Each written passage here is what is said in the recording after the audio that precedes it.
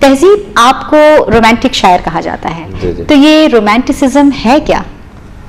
अब हाँ, ये ना एक बड़ा मज़े का सवाल है और समझने वाला भी।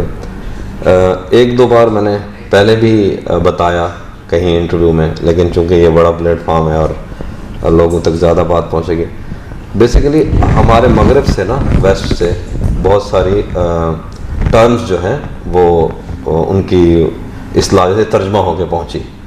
तो रोमांटिसिज्म भी एक टर्म है जो हमें वेस्ट से मिली है।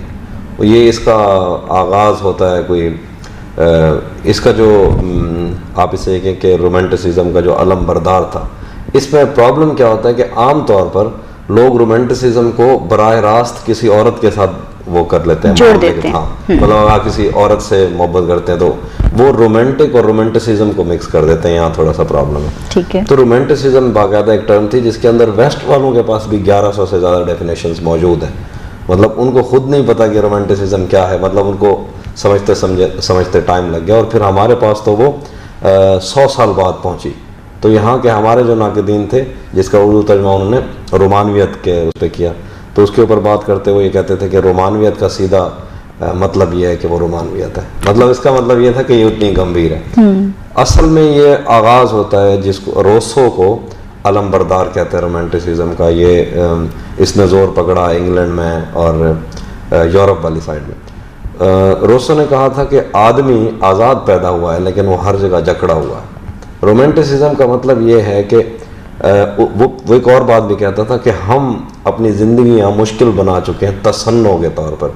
हम तसन्नो करते हैं, हम बनावट का शिकार हो चुके हैं, हमने जज्बे मुस्तार ले लिए। हम इसलिए हंसते हैं क्योंकि इस बात पे लोग हंसते हैं, हम इसलिए रोते हैं कि इस बात पे लोग रोते हैं। हमारी अपनी कोई पसंद नहीं रही। मुझे नसीरुद्दीन शाह इसलिए पसंद है क्योंकि सबको नसीरुद्दीन शाह पसंद है। अगर मैं कहीं ये कह दूंगा कि मुझे नसीरुद्दीन शाह नहीं पसंद, तो मैं सैनमा के लोगों में ब्लास्फेमी का शिकार हो जाऊँगा। तो ये उनका मेन प्रॉब्लम था। वो ये कहते थे कि शायर जो है या कोई भी तख्लीक़कार, उसको आज़ाद होना चाहिए।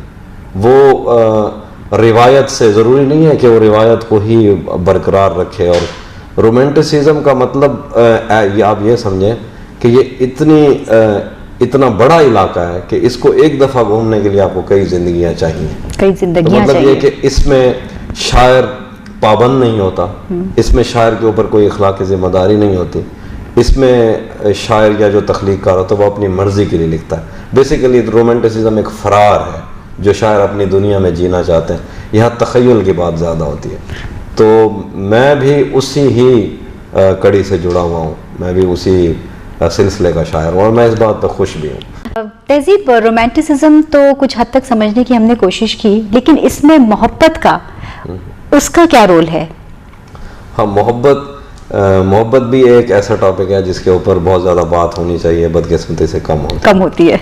मैं शुरू से एक बात कहता हूँ, हमें जब किताबों में गज़लें पढ़ाई गई हमारे इंतसाब में, जब हम छोटे थे किताबें पढ़ते थे, मीर का शेर जो बराह रास्त उसके महबूब के लिए होता था, तो हमें टीचर सिर्फ इसलिए कि हम इखलाकी दायरे में रहें, वो महबूब का शेर भी कहते थे ये इश्क हकीकी में है, मतलब वो अल्लाह की तरफ ले जाते थे और माँ बाप की तरफ। मोहब्बत को डिफ़ाइन करते हुए एक तो बात मैं ये कहूँगा कि आप सबको पता है माँ बाप से मोहब्बत क्या होती है और खुदा से मोहब्बत क्या होती है। जब मोहब्बत का जिक्र होता है वो किसी लड़के की या किसी लड़की की, एक फ़लसफ़ी थे, उनसे पूछा था मोहब्बत क्या है, तो उसने कहा मैं ये नहीं बता सकता मोहब्बत क्या है, मैं ये बता सकता हूँ कि किससे मोहब्बत क्या है। तो आम तौर पर बहुत सारे दोस्त ये जानना भी चाहते हैं, इसके ऊपर फ़लसफ़ी थक गए हैं। हर वो चीज़ जिसको लोग जान लेते हैं उसका पीछा छोड़ देते हैं, क्योंकि ये एक मुतजस्सिस चीज़ है, इसलिए आज तक लोग इसमें जाने भी देते हैं, मर भी रहे हैं, इसका पीछा नहीं छोड़ रहे, क्योंकि इसकी समझ नहीं लगती कि मोहब्बत है क्या।